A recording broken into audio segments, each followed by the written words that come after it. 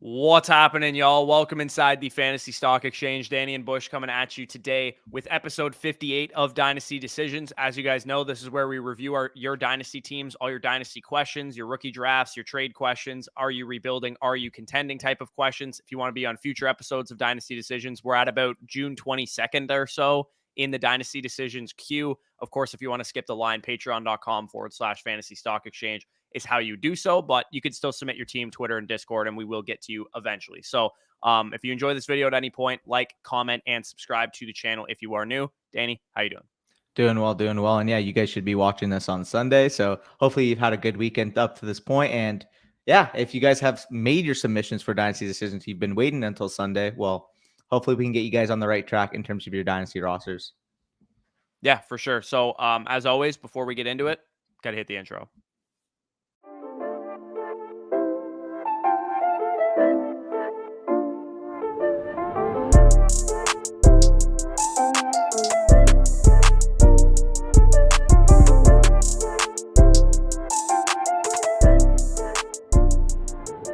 All right, so a couple patron submissions in this video. We have Josh Rentfro, 12 teams, Superflex PPR. You guys can see the team on the screen there. Mahomes, Trevor Lawrence, Jimmy Garoppolo as his main quarterbacks, Barkley, Akers, CEH, Michael Carter, and Fodder at running back, Tyreek, Michael Thomas, Juju, etc. at wide receiver, and Mark Andrews as his main tight end, 109, 208, 212, 406. Has not had his rookie drafts quite yet by the looks of it. All of his future picks except for his 2024 second.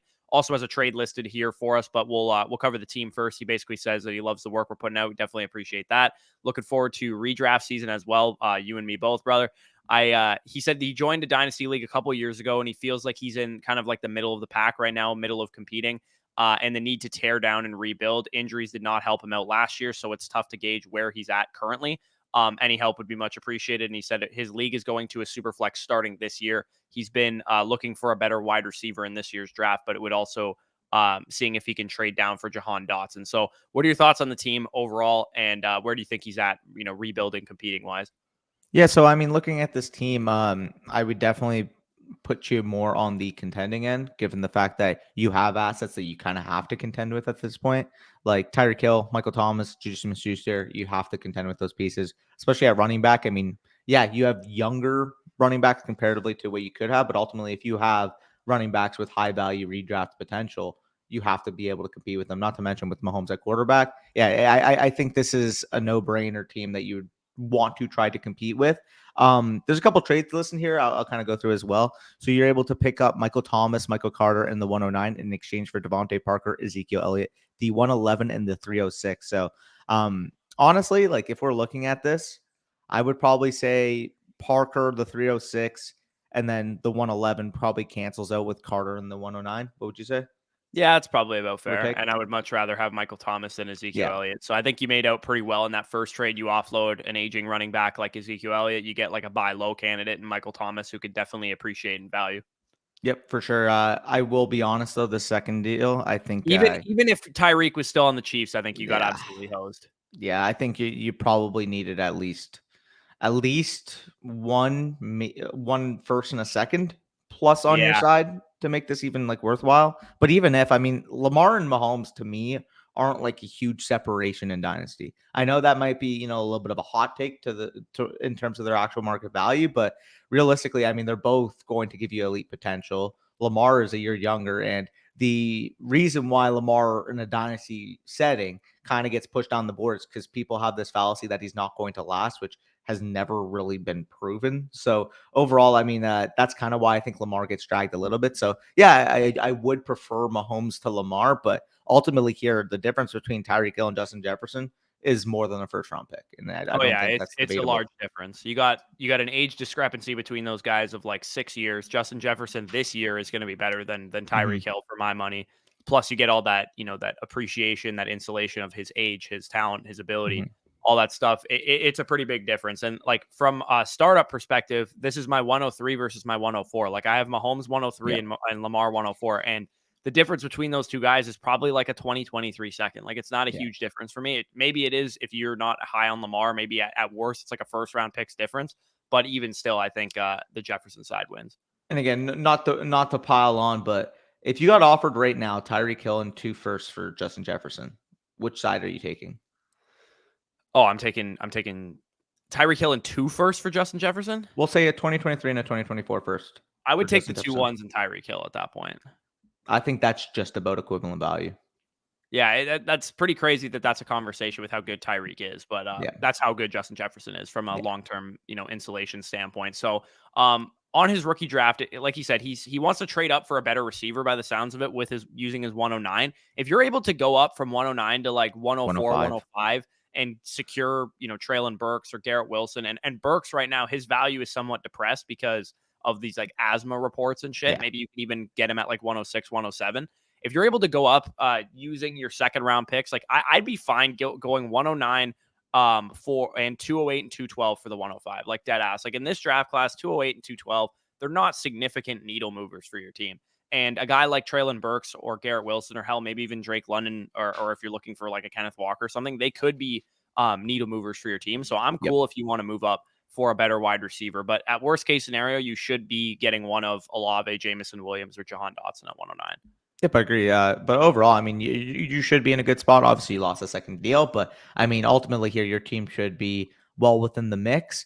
Obviously, Trevor Lawrence is the thing that stands out to me. Just because you're a competing team, Trevor yeah, Lawrence might be able to Stafford. fetch you like a 1-for-1 trade for Matthew Stafford or Russell Wilson. Like that would be the guys that I would maybe target using Trevor Lawrence. If you notice that Stafford or Russell Wilson or maybe another aging quarterback and you can get a piece on top of it. If you could trade Trevor Lawrence for like Kirk Cousins in a first or Kirk Cousins in like another competing piece to a team that's looking to like tear it down and rebuild or whatever, they might be interested in buying a guy like Trevor Lawrence. And the other one, I know you have the stack here, but this wouldn't be fancy stock exchange if we didn't advise you to sell Juju Smith-Schuster. If you can get, I mean, realistically, on this type of team, maybe a veteran wide receiver plus a pick or a vet or two contending type of pieces to help build a depth. Like, what would be the type of range you're looking at? Maybe Adam Thielen in a 2 maybe I for would. Juju in a 3.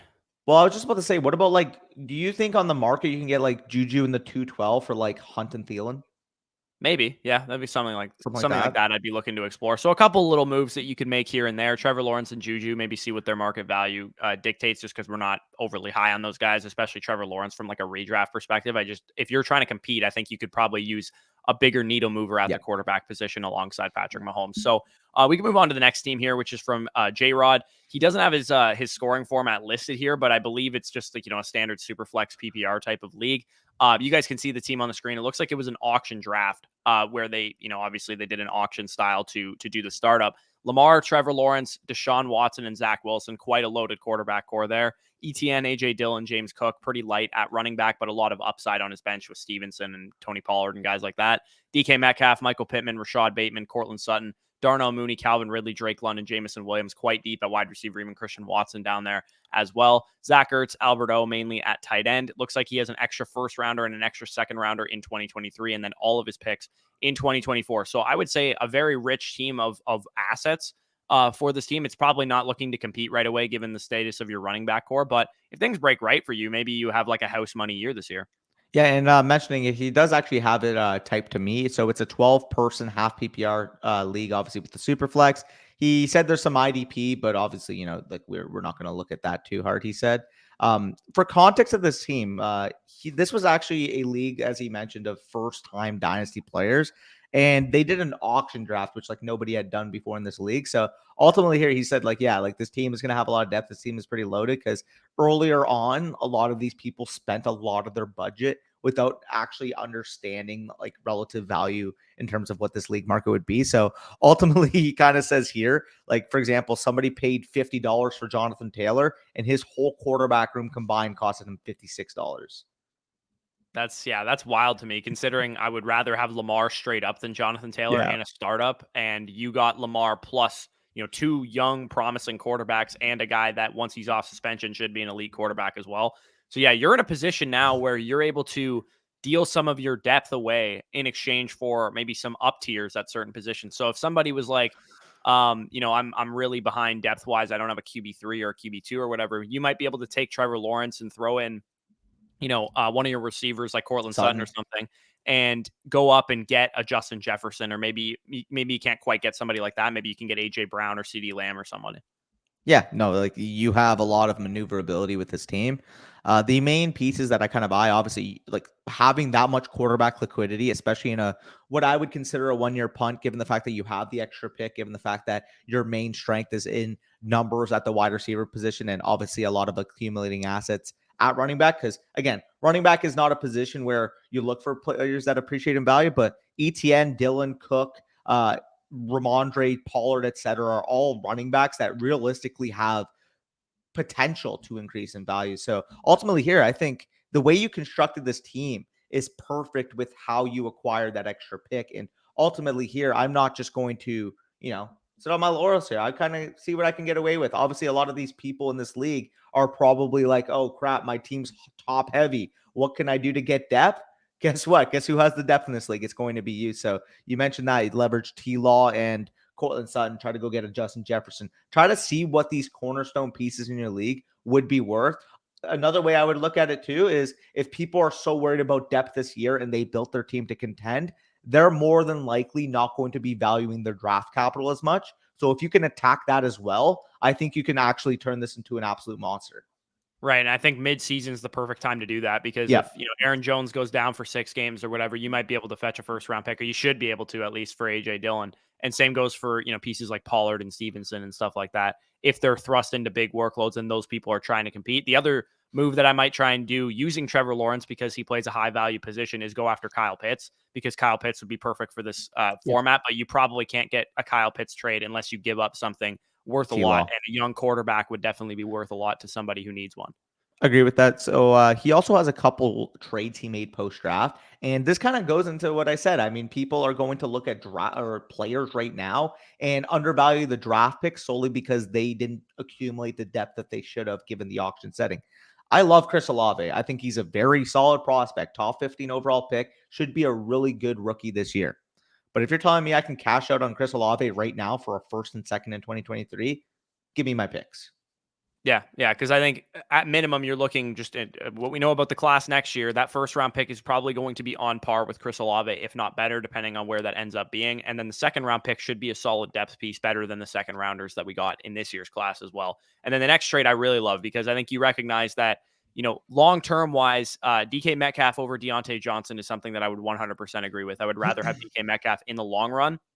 But this year, I expect Deontay Johnson to outproduce him because DK Metcalf is dealing with a horrible quarterback situation, at least as it currently stands. Maybe they get like Jimmy Garoppolo if he gets cut from the 49ers. But I think DK Metcalf is the perfect 1 year punt wide receiver. I talked about him as like one of the best assets to go out and acquire that is like almost guaranteed to increase in trade value because we know that once DK Metcalf is done his year this year, he's either a free agent and can sign with a new team, B, they franchise tag him and trade him, or C, which is the worst case scenario, they draft a quarterback in 2023 and he's paired with Yeah, a Bryce Young or a CJ Stroud or whatever, which again is probably the worst case scenario because the best case scenario is that before this season or during the season he's a or Packer. after next season, he gets traded to like the Packers or something, and suddenly he's like a huge value accumulator at that point. The thing with DK Metcalf is his value is depressed to where he's like under the Lamb, Brown, Higgins tier. But obviously, we know when the quarterback situation is solved, he may even top that tier. He may even be the wide receiver 4 overall in Dynasty by this time next year. So, understanding that level of upside and ceiling that you can attain from a value standpoint is how you can advance your Dynasty teams. And being proactive and spotting those potential value accumulations is how you ultimately build monsters. So I love this deal. In a year time, you're going to laugh at this thinking, oh, I only have to pay Deontay Johnson for the long-term outlook of DK Metcalf. Yeah, and Algier I like, but I mean Jalen Guyton, Algier, whatever. Like Algier's I'd rather have than Jalen Yeah. Guyton, but it's not a huge difference to the point that it's going to make up the difference between DK and Deontay, especially given the status of your team. So I think you're in a great spot. Again, I would try and make some moves, maybe do some 2-for-1s to try and acquire some more studs. Like I said, go after Kyle Pitts, see if you can go after a guy like him. Maybe another cornerstone wide receiver too, if you can take Sutton and another one of Sutton and Mooney or something like that, and you can get one more of those like elite cornerstone wide receivers for somebody that needs depth. Maybe somebody's willing to part with CeeDee Lamb for that. If you can throw in a pick maybe on top of it too, like a second or something. I think a lot of moves that you have at your disposal, given the depth that you've built out. So I think you've done a great job. We can move on to Anthony Morrison's team here. 12 team, super flex, no tight end premium. Pretty straightforward here. He just wants us to grade his rookie draft and his previous trades because we've covered this team already on a Dynasty Decisions episode. You can see the veterans that he's built out here, which is a pretty strong core. Kyler, Lance, and Zach. Great great quarterback core that he has there. JT, Javonte, and Swift, pretty solid running back core. And this is what we talk about when we talk about building out monsters. When you align your team winning window with a running back core like JT, Javonte, and Swift, that's exactly what you want because those running backs are young. They're going to be competitive for the next 2 to 3 years. And that's like the type of window we want to think of when it comes to the running back position. You got T. Higgins, Rashad Bateman, Claypool, etc. at wide receiver. And then you have Andrews as your main tight end, 2 2023 firsts, neither of them your own. So you're probably going to get more value out of those, as well as a 2023 second, a third that is not his own either, and then all future picks minus his 2024 first. So his rookie draft, he had a lot of picks to work with. And clearly the weakness of his team is wide receiver depth and overall wide receiver talent in general. He just absolutely hammered that position in the rookie draft. And good for him, knowing that this class was very good at wide receiver as well. You get Drake London at 103, which he's my 102, so that's a good value. Yeah. Garrett Wilson, 104, he's my 103, so that's a good value. And you're 104, I believe. Yeah. Sky Moore, 107, that's exactly where I have him ranked. Jameson Williams, 108, I have him at 106. Tyler Algier at 208, that's about where I have him ranked. I think I have him like 205. And then Tyrion Davis-Price at 210, I think that's great as well. Yeah, and it's funny because people might be looking at this team and be like, oh, you know what? Why do you even submit whatever? This team's so good. Guys, this goes back to the game theory perspective that we've stressed all offseason, heck, all of the last couple of years. This team is only possible when you acquire a lot of those players in the rookie drafts. You're not going to get a team of JT, Javonte, Swift, Kyler, Lance, etc. out of a startup. So ultimately here, he's got like 8 players on this team that are like top 2-round picks. So building your team, knowing that you're getting as much value as your league mates from a, startup perspective, but holding all of the upside with your rookie capital is how you build a monster.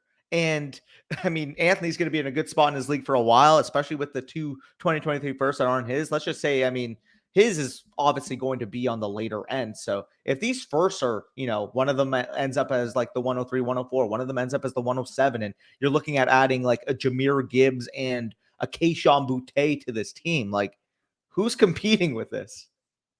Yeah, exactly. So we can move on to his trades here. And the first trade that he has listed, he traded away, and this is the perfect example of like tearing down for like a similar player and acquiring a very high value pick that ended up becoming Drake London in this trade. I know Danny loves CeeDee Lamb. CeeDee Lamb is your wide receiver 3 in Dynasty, but T. Higgins and CeeDee Lamb is not a huge difference. And for me, at one point in the offseason, I actually had T. Higgins rated above CeeDee Lamb, and they're very, very similar value. If you can add Drake London, which is what the 103 became, to the T. Higgins side to balance out that trade, that's an easy tear down to make. You get a similar wide receiver plus another great young wide receiver who's a top 15 guy in Dynasty right now.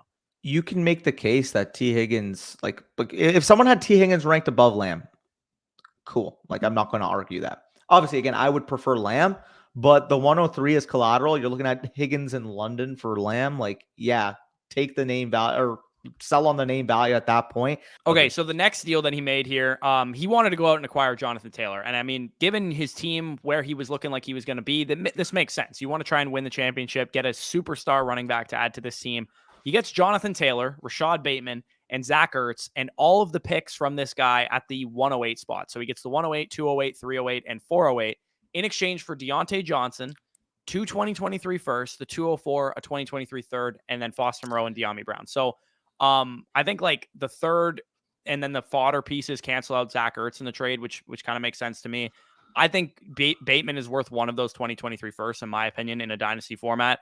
And then somebody's entire 2022 draft, 108, 208, 308, 408, is probably worth the other first, to be honest. So you basically net like JT for Deontay Johnson. Yeah, again, I probably wouldn't go as far as the last two. However, I mean, when you're considering the value discrepancy between JT and Deontay, like JT, even if you're lower on JT, which, and we're running back haters, if you will, you have to at least say JT's at least worth probably all those picks. to be honest, on a market value standpoint, he's probably worth all those picks, the first, the 204, the third. So if we canceled out JT in those picks, Bateman, Deontay, let's just say, Bateman and Ertz is Deontay or whatever you Bateman in slice the it 108 that you're getting would be Deontay easily. in a heartbeat. But that's what I'm saying. At that point, it's like the 108, 208, 308, 408 for like the 204 Moreau and Diami. Like you took this guy to the woodshed. Yeah, this is a great move. You're able to, get a lot of noise together. You get, I would consider, the best asset in the deal in Jonathan Taylor, one of the best assets in the deal in Rashad Bateman, and you net some draft capital with the 108, who ended up becoming Jameson Williams too. So, because you got a good value player at that point in time. So I think this is a great trade. It made a lot of sense for what your team was trying to do, which is be dominant for the next couple of years. And Jonathan Taylor, as a young running back, is really going to help you do that. So I think you're in a great spot. Like Danny said, you might not have even needed to submit this team. He said this was his first rookie draft too. So the fact that you're pulling off maneuvers like this to set yourself up in such a good position for your first rookie draft, well done. And I'm hoping we had something to do with that. So before we get into the non-patron teams, as always, got to hear from our word from our sponsors over at Manscaped. Hey lads, today's episode is brought to you by our sponsors over at Manscaped, the leaders in male grooming across the globe. All men strive for gold in their life. Gold medals, gold watches, gold chains, gold everything. Gold, yes, is very nice, but true artists know that platinum takes the cake, and Manscaped perfects their art with the introduction to their all-new Platinum Package 4.0. Manscaped's brand new Platinum Package 4.0 is the biggest bundle they've ever offered, giving you a bulk discount on Manscaped's top products. Inside this Platinum Package, you'll find all the perks of the Performance Package 4.0, the Lawnmower 4.0 trimmer, Weed Whacker nose and ear hair trimmer, Crop Preserver anti-chafing ball deodorant, and their Crop Reviver ball spray toner, along with the added products of their Ultra Premium Body Wash, Ultra Premium 2-in-1 Shampoo and Conditioner, and their Ultra Premium Deodorant. The Lawnmower 4.0 body trimmer and Weed Whacker nose and ear hair trimmer feature proprietary advanced skin-safe technology to protect against your delicate parts and holes. Both are waterproof so you can shave with less mess. In addition to shaving, you can now completely upgrade your shower routine with the Ultra Premium Body Wash and Ultra Premium 2-in-1 Shampoo and Conditioner. You'll have your skin and hair feeling hydrated and smelling fresh. Manscaped even threw in 2 free gifts to their Platinum Package 4.0, the Manscaped Boxers and the Shed Travel Bag. Bring your comfort and boxers to the next level. This summer, it's time to join 4 million men worldwide who trust Manscaped, the leaders in below-the-waist grooming, with our exclusive offer. Go to manscaped.com and use promo code BUSH for 20% off plus free shipping. Again, 20% off plus free shipping with the code BUSH at manscaped.com. Manscaped gives your manhood the proper treatment it deserves. We appreciate the support for the Fantasy Stock Exchange by our friends over at Manscaped and thank them for sponsoring today's video. And speaking of that video, let's get right back to it. All right, big thanks to Manscaped. As always, 20% off plus free shipping using the promo code BUSH. Harry Clayton, 14-team Dynasty full PPR, changing to a Superflex in 2023. So it's not yet a Superflex league. As it currently stands, he has Justin Herbert, Baker Mayfield, Daniel Jones as his quarterbacks, Najee Harris, Elijah Mitchell mainly at running back, Jalen Waddle, Rashad Bateman, Hunter Renfrow, Brandon Ayuk, Jerry Jeudy at wide receiver, TJ Hawkinson as his main tight end. Looks like he has a couple ones this year, 104, 109, 108, 202, 209, 309. And then he has one first in 2023 that is projected top 5, and then a 2023 second, which is his own. And then it looks like he doesn't have his third in 2023, but he has all of his picks in 2024. So looking at the team, looking at the assets that he has to work with, what do you think of the position that he's in? There is one look that I'm seeing, just looking at this team, that kind of doesn't fit. Sell high on Najee Harris. Your team is not going to win year one. And this is the cheapest you're going to be able to buy starting quarterbacks until Superflex comes to this league. So if you can sell Najee Harris for quarterback equity and pick equity, you're doing that instantly. You're not thinking twice. You're selling Najee Harris. Obviously, it hurts losing a workhorse running back, but the main, piece of that is A, you're taking that production off your team. B, you're going to be able to get, again, as I mentioned, quarterback equity at the cheapest is going to come. This is a solid team. You've built it well. You have depth at wide receiver. You have a starting tight end long term. And obviously you have Justin freaking Herbert, who in a Superflex format is my 102. But if you can ship Najee Harris, I mean, even if Elijah Mitchell gets off to a hot season or start to the season, and you could ship him as well. I'm looking more stable assets long term, more liquid assets long term. But the main thing I'm targeting is trying to get quarterbacks as cheap as they possibly can, because you may be able to get insulated quarterbacks for 75 cents on the dollar because it's not a super flex yet.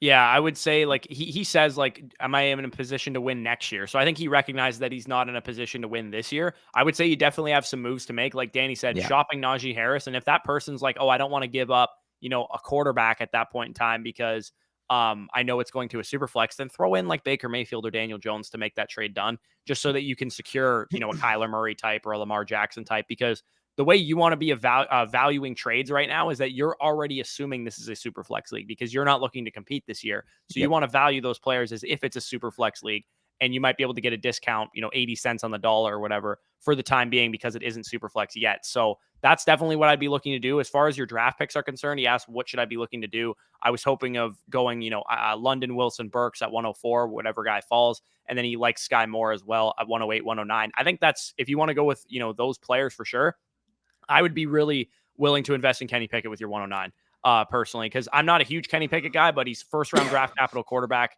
tethered to, a strong franchise in the Pittsburgh Steelers. And at 109, I don't think anybody's going to be willing to pick him ahead of that.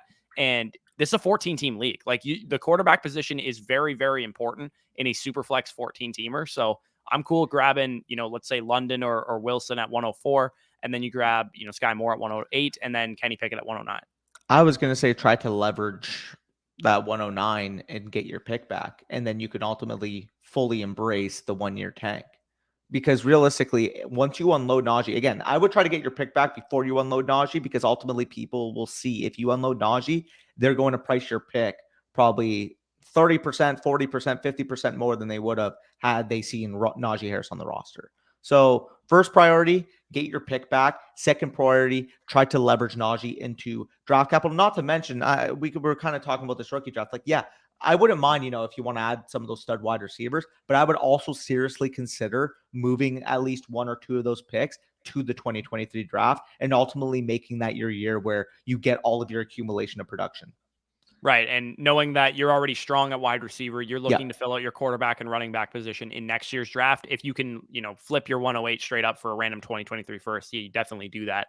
I was just kind of speaking, if you had to make those picks, that'd be the direction I would go. 202, you should be able to get like Jahan Dotson or David Bell with that pick. So I'm cool adding one of those guys. 209, again, maybe you want to take a shot on one of the quarterbacks because it's going to a 14 teamer. Maybe you want to take a shot on a Malik Willis or something like that. That wouldn't make that wouldn't be a terrible idea at 209 given your team format. Or you could just add a running back like a Dameon Pierce or something, and maybe he turns into something midseason that you can flip for a profit or parlay that into a 2023 second or something like that. So looking at his team overall, I think he's in a pretty good spot if he makes a few moves here. He asked us straight up, would you rather keep Najee and have my winning window extended or sell him more assets in the draft? I think we pretty much covered that. Once your receiver room is developed, you definitely want to, align that winning window. 2024 probably is when you want to start trying to compete once you add some quarterback talent and running back talent. Because the problem with holding Najee Harris is, as I kind of mentioned, the production is not what you want right now, especially if you can get your pick back. And B, by the time you mentioned 2023, 2024, and you're ready to compete, you're looking at a 26-year-old running back that, as much as I love Najee Harris, maybe he's Zeke range at that point. Maybe he's, maybe not Zeke range, but maybe he's, instead of a second round startup pick value, he's like a 5th round startup pick, 6th round startup pick value. And at that point, you just lost out on realistically probably a 1st and a 2nd in terms of relative value.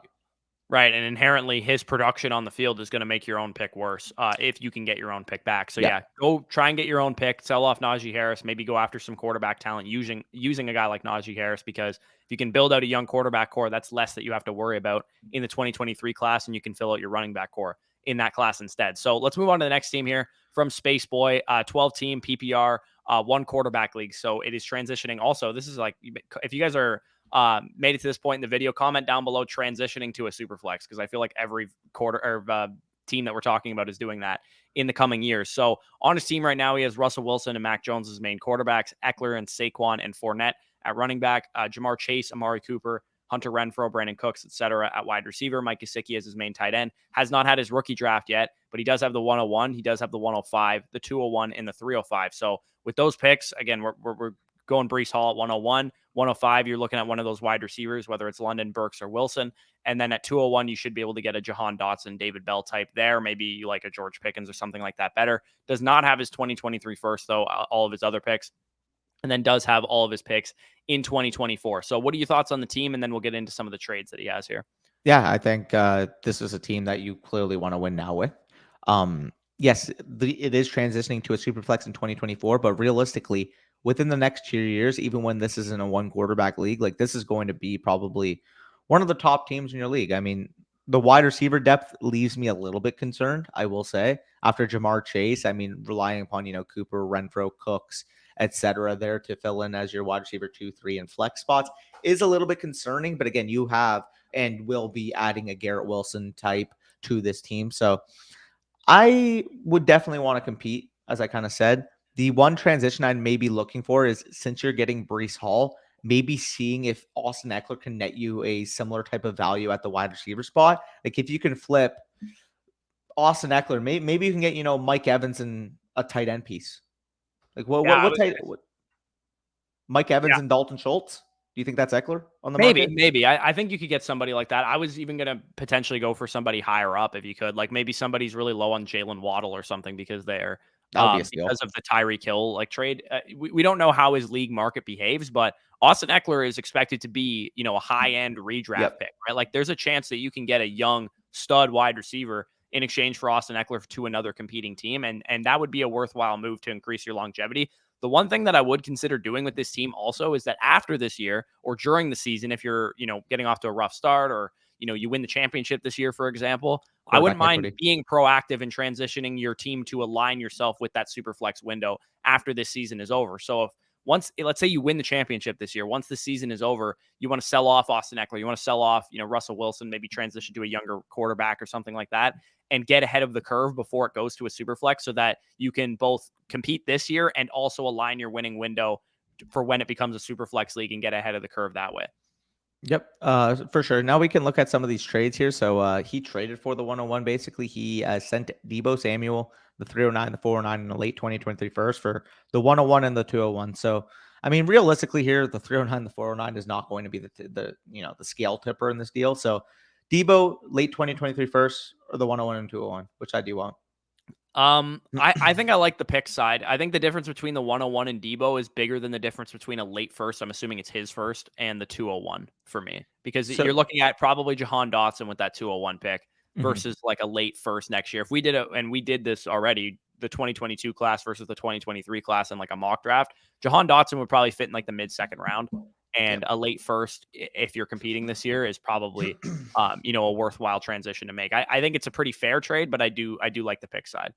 So let's look at this next deal. And he did give up Dak Prescott, Brandon Ayuk, in the 109 in exchange for Russell Wilson, the 105 and the 305.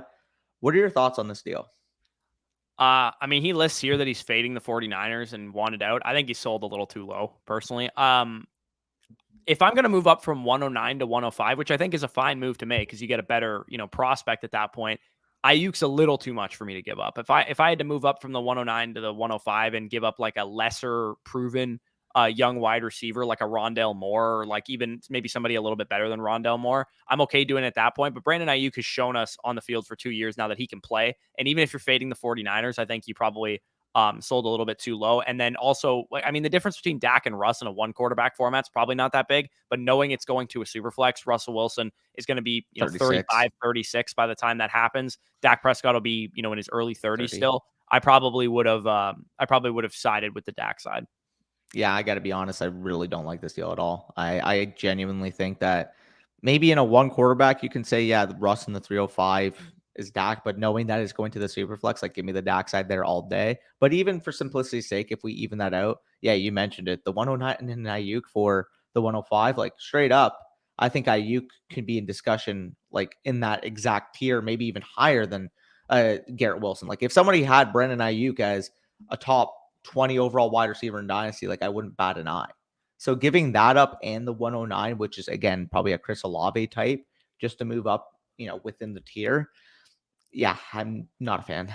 Yeah, and I think even people who are lower on Ayuk would probably say he's worth about a late first. So Yeah. I think that's probably a little bit of an overpay. And two, the other thing too is that like Dak Prescott and Russell Wilson, I would rather have Prescott this year. So it's not like you're Yes. getting, better production in the short term. I think Dak Prescott will outperform Russell Wilson from a redraft perspective this year too. So that's probably why I also wouldn't have made this move. But overall, I think you're well set up to be able to compete. I just think, like Danny said, maybe see what Austin Eckler can fetch you, see if he can transition into another wide receiver. But you should be well set up to compete this year. I would consider trying to get ahead of the curve, though, next year after this season, or maybe mid-season if you're not doing too well, and getting ahead of that transition to the Superflex.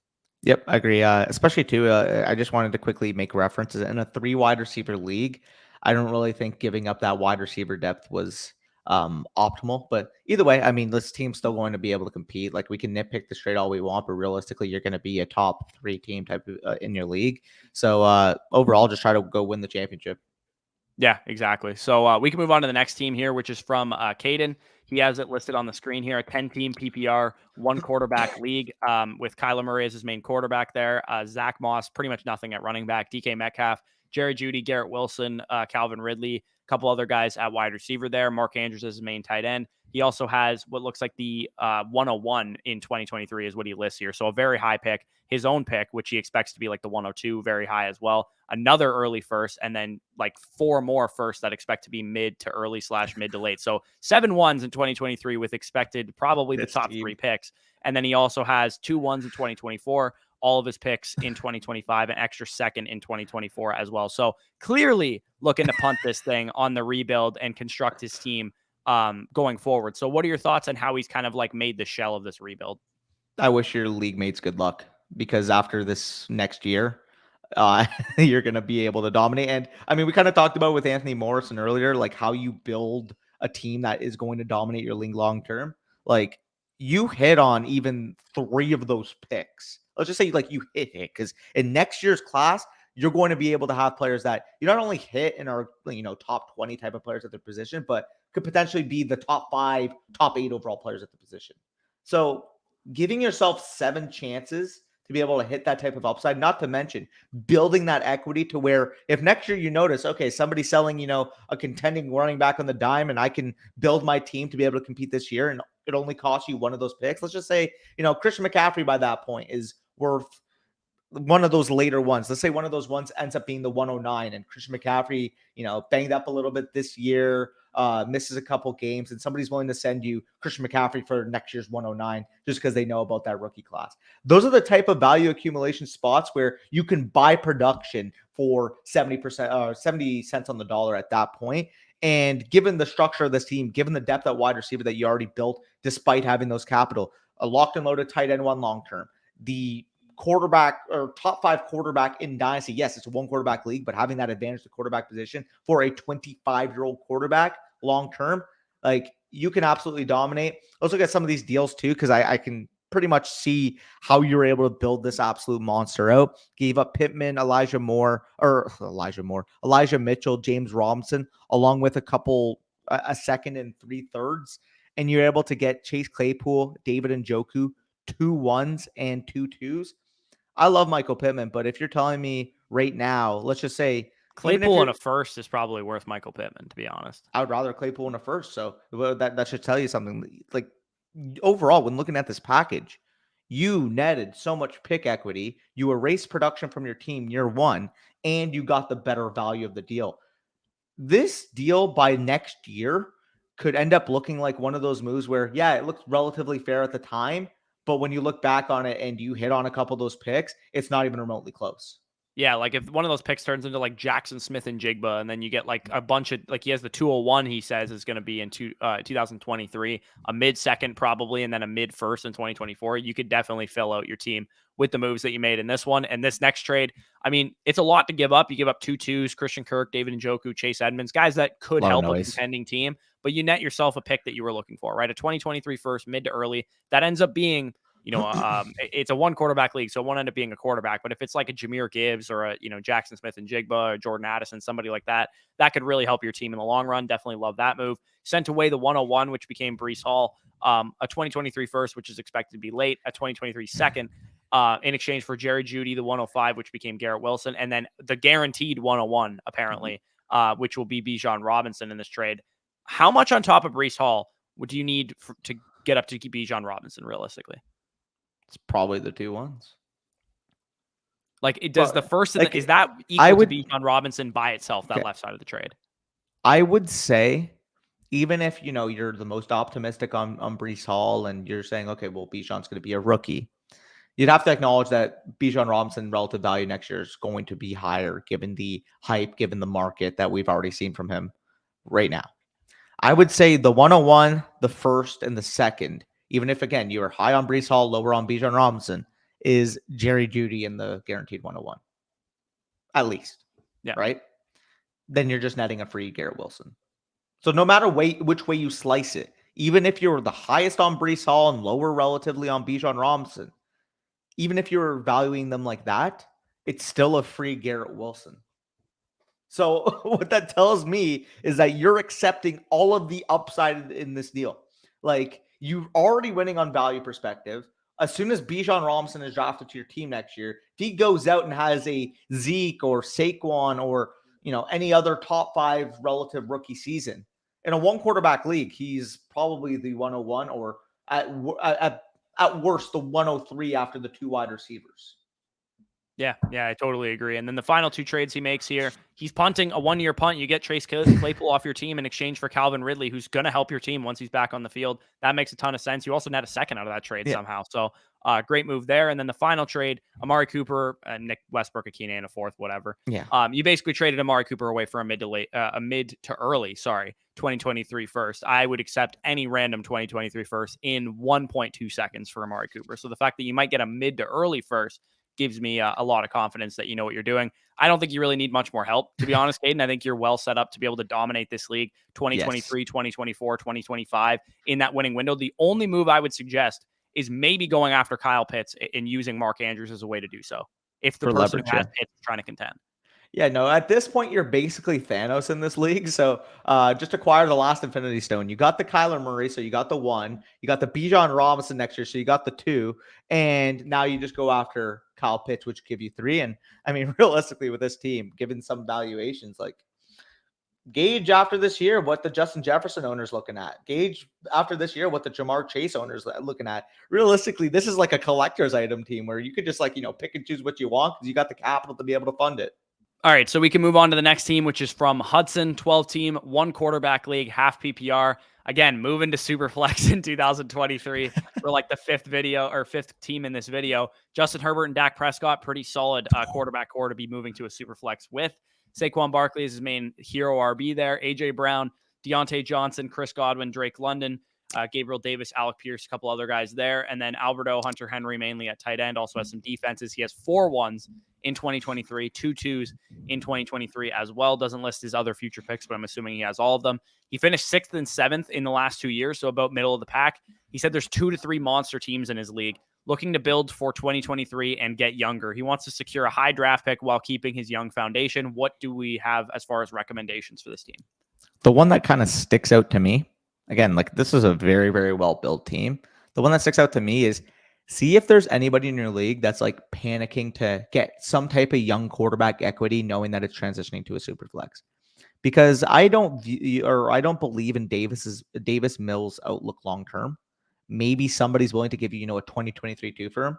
At that point, you're getting an extra pick, you're helping your own cause, and you're building again 3 2023 2s in addition to the 4 2023 ones that you already have. You mentioned that, there's a few monster teams in your league, but realistically, after you use those draft picks or leverage those draft picks, like you should be in a very, very good position. Maybe not to, usurp them, but definitely being able to start your window of competition. The other moves that I'd kind of be looking at, you mentioned year 1, you're most likely not going to be competing. So we kind of saw the example earlier on. Somebody was able to flip a Deontay Johnson to a DK Metcalf. If you could make a similar type of move to that, that'd be very beneficial to this team. Same type of deal with, a guy like Chris Godwin. If you could swap Gabriel Davis for Calvin Ridley right now, then that would make a lot of sense too, because Calvin Ridley will help you compete once you're ready for that winning window. The other thing I would suggest is mid-season, if Saquon looks like Saquon, I'm probably going to try and shop him as well, because especially if you can shop him to a non-monster team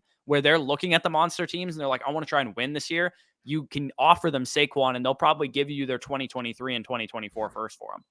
For sure. So he also has a couple deals listed here that we can kind of look through. He sent Sutton in the 212 for 2023 first. Like, yes, give me the first all day, every day, twice on Sundays. Next deal. That's Two. easy. Two Yeah. ones for Alvin Kamara next, like 108, 305 in exchange for Drake London. So you move up from Next. 108 and using the 305 and you get to the 105, which somehow Drake London fell to. That's a very, very easy win for you there as well. You sell off Devontae Adams, get a little bit younger, and you acquire A.J. Brown, who I would rather have straight up than Devontae Adams in Dynasty. And you also get a 2023 first in the 212. So again, knowing your league market behaves this way, I'm going to try and stack up as much draft capital as humanly possible. And Saquon Barkley being a good starting point for that. And then you trade away Devontae Freeman in the 307. You got a second out of that somehow in the 608, whatever. Khalil Herbert for the 307 straight up, sure. And then you got Alvin Kamara back by the looks of it. Or maybe this was you did this trade initially and then these trades went up in sequential order. But Josh Jacobs in the 105 you sent away for Alvin Kamara. I'm assuming you made that trade mid-season maybe when you were trying to compete. But you recognize that trade didn't really work out and you're trying to get younger now. But either way, however you slice it, Jacobs in the 105 for the 108 in the 2023 first, basically. Give me the picks there. Yeah. So ultimately here, even though you maybe lost on that specific trade, the fact that you netted more out of Kamara than what you paid for, you still get a W. Yeah, exactly. So overall, this team is looking like you're well on your way to be able to build this thing into a competitive monster with some of the other monsters in your league. I would continue to stack up as much draft capital as you can. From the guys that look like they're just giving it away like hotcakes. This team or this league is going to be very quickly like 8 absolutely terrible teams and 4 teams competing for the championship for the next every year. 3 years by the sounds of it. I mean, at this point, if that's how your league market is behaving, if Saquon Barkley is Saquon Barkley, he might net you fucking 2 or 3 firsts at this point. Yeah, I mean, you got 2 firsts for Alvin Kamara, so I'm assuming you should be able to get 2 ones for Saquon Barkley, especially if mid-season he's like a RB3 in points per game or something. Yep, for sure. So we can transition here. You clearly have a good idea of what you're trying to do here. Final team is going to be from Rev. I'll let you take it away. Yeah, 12-team PPR, Superflex, tight end premium. I believe the only one so far of this video that's been tight end premium. Lamar Jackson, Kyler Murray, and Malik Willis as his main quarterbacks. James Cook, not much to speak of at running back. Jalen Waddle, DJ Moore, Garrett Wilson, Kadarius Toney, Sky Moore at wide receiver, and then not a great tight end core either with Brevin Jordan and Tommy Tremble. But he does have all of his picks in 2023 and 2024. And 2025. He also has he said this was a startup auction league, tried to raise the price on Sky and things started to go left quickly. Any suggestions? Thanks. So I would say, I would hope that you had more draft capital with this team. I would say I'm a little disappointed you don't have like 3 or 4 2023 firsts or something like that because this team clearly has a lot of holes. You don't really have any running backs to speak of in a tight end premium league. You don't have a main tight end, but you do have 2 great quarterbacks. So you built a solidified foundation around those guys and your wide receiver core, which is definitely the way I would want to build it. The only problem is I would hope to have more draft capital. Yep. No, I would agree with that as well.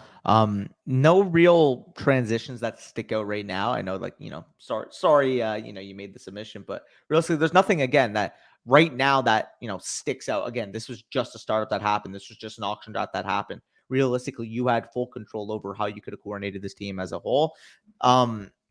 Again, my big suggestion maybe would be try to see in season what type of deals can leverage you some more draft capital, but ultimately you have a young core that you can build with at least.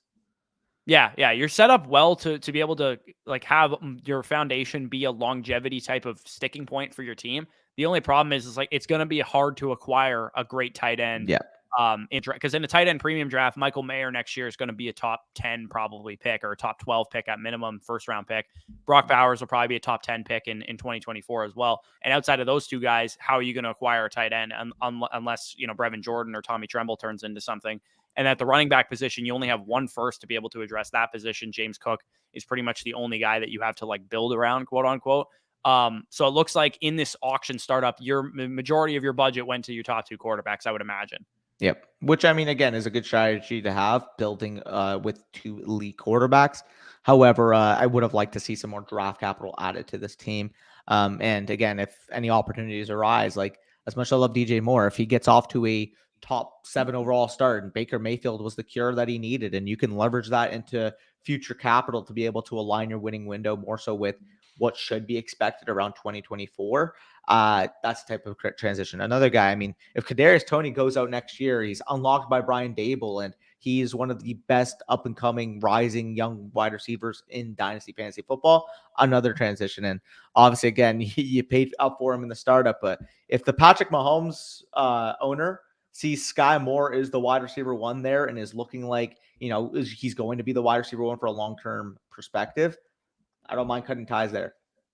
Yeah, and the other thing, I mean, you never want to be able to, like, you never want to downgrade from elite quarterbacks, but if somebody's going to give you a Godfather offer for one of those two guys where you can get multiple first-round picks, maybe a Zach Wilson on top of that, to be able to move off of Kyler Murray or Lamar Jackson, that would really help out your case, because you might have to take a risk like that to be able to fill out this team, because unfortunately you're not in the most ideal of spots right now to be able to fill out your running back and tight end core. Yep, I agree. But either way, if you guys have made it this far, 50 minutes or so in the video, appreciate you. Comment down below. Dynasty Decisions is here to stay. And like it as always, I mean, we're on the road to 12,000 subscribers. I believe we're at about 11.6. So if you're watching this, you aren't subscribed, help us cause. Obviously, we're putting a lot of work here. We're trying to get a video out to you guys each and every day. So if you guys are interested in this content and want to see more, obviously we're going to be coming at you every day. But with that being said, Corey, do you have any leaving thoughts for us, or should we wrap this up? No, like I said, if you want to be part of future Dynasty Decisions episodes, patreon.com, skip the line. If you want to be part of the line, obviously the queue's up to about June 22nd or so when people submitted their teams. So you can add your team into the mix on Twitter, Discord. You can reach out to us on there. Like I said, Patreon skips the line. Check out Underdog Fantasy as well. Getting into prime redraft season. I believe training camps are opening next week as we start to get into, all the best shape of his life news and all the shit that's coming out fast and furious. It's a very exciting time of year for us as fantasy football degens and content creators. So appreciate you guys. Peace out. Talk to you soon.